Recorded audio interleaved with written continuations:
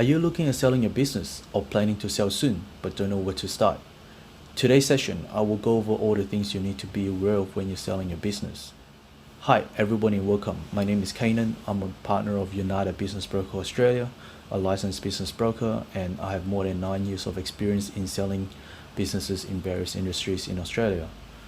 So you have come to a point in your life you're looking to get out of your business, or maybe you just want to change in your life, or maybe just a better opportunity appear in front of you.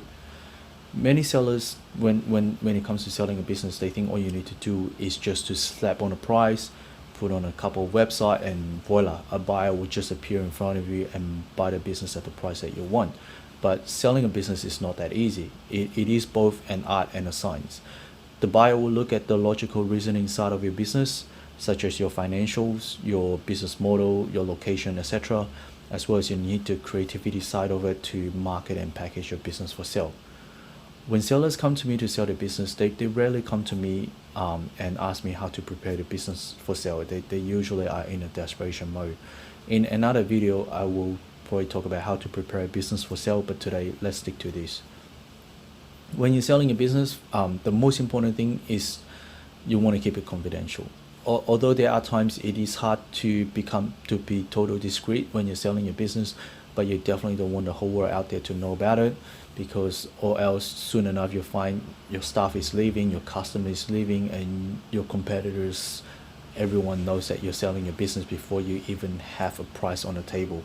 And it is very detrimental to your business, because I've heard of many stories of cafe owners that they try to sell themselves, and soon enough everybody know they're selling.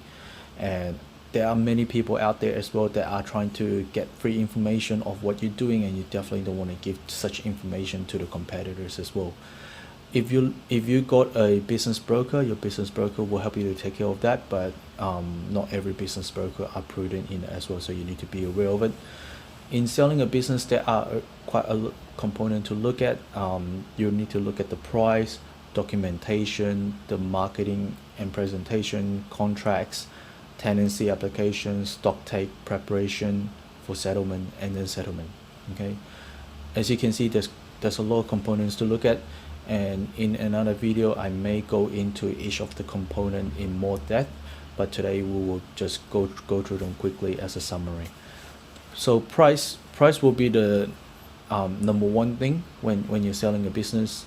There is a saying that if the price is good, and the business is not doing well, there may still be buyers out there that is willing to take on the risk if the price is cheap enough.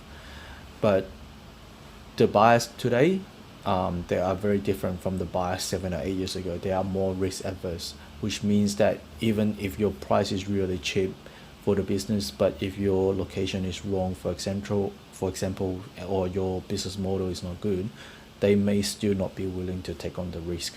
So having the price at the right mark is the key, because if you overprice yourself, the buyers will not even look at it. But if you have underpriced the business, then you lose out on the profit that you can make. Next will be documentation. Documentation is very important as well, because a lot of businesses, they cannot get the price they want is because for the lack of documentation. They to support the claims as well, the financials as well as the net profit. And documents that the buyers will look at, or such as they will look at your profit and loss statement, your balance sheet, your roster, and franchise agreement if there is a franchise agreement, if it is a franchise, or lease agreement. And if the buyer need to borrow money from the bank, the bank will look at all those information as well, because they need to determine whether the business is profitable enough to lend the money to the buyer. So if you don't have that information, it can be very hard in selling the business. And after documentation will be the marketing and presentation. Where are you marketing your business at? How many websites are you marketing at? How is your ad written? Is it written out in an attractive and thorough manner? If you're first-time sellers and you have no experience in marketing, I would advise you to Google it and look on how to write an advertisement, because an attractive ad will be the number one thing that will attract the buyer, you know, because buyers are going through many businesses out there. If your ad is attractive, if your title is attractive, they will stop and they will look at the ad. But if your ad is doesn't attract them straight away, they will just let it go and then move on to the next business. So the advertisement is the first impression when you're selling the business.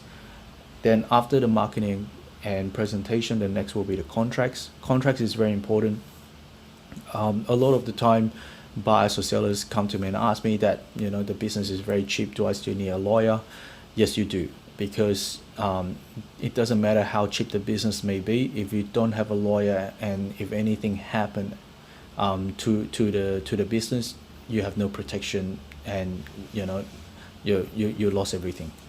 And also, when you're choosing a lawyer, it is important to choose a lawyer that knows business sales, because many lawyers out there claim that they know, but they're actually just conveyancer, or they're in residential property, that they don't know anything about business sales at all. It's the same as a lot of real estate agents think they can sell a business, but that is not true, because a lot of times they might not even know how to read a financial statement, because selling a real estate is very different in selling a business. I would never go out there to sell a real estate, because it is not what I specialize in. Then after the contracts is the tenancy application and getting the landlord approval. Preparing that information, a lot of time you may only have one goal in preparing it, so it is important that you work together with the buyer to prepare every information that is needed, because sometimes when you get rejected by the landlord, it does get harder, and you may have to just, you know, start the process again and look for another buyer without it.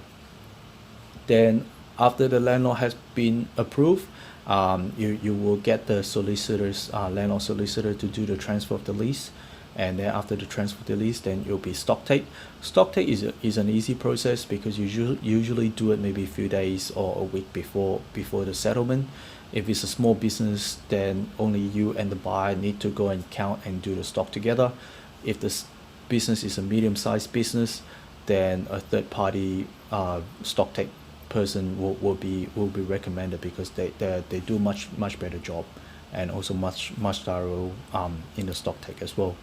Then after the stock take, you need to be prepared for settlements, such as you may need to transfer the insurance or the utility bills, the phone bills, to the buyer, or maybe the buyer will need to source their own, or they also need to get their bank guarantee ready. So there's quite a few things that the buyer need to be prepared before settlement, or that can delay the settlement. Then the last step will be settlement. Settlement will be the best part, because all you need to do is just give the key to the buyer, and then, you know, the buyer give you the check, then you can get on to your next flight to the holiday destination that you look for. So that's all it is for the summary of what you need to watch out for. Thank you everyone for watching, and if you have any comment, or if you want to leave a feedback, please leave it write to me on kananl@ubba.com.au, or if there's anything you would like me to talk about, please let me know as well, and then I will do a video on that. Thank you everyone for watching.